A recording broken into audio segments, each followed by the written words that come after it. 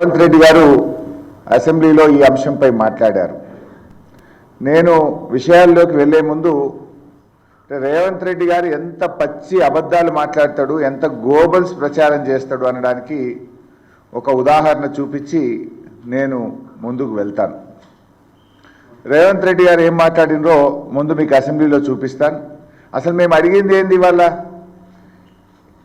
ఈ car racing మీద శాసనసభలో చర్చ జరపండి.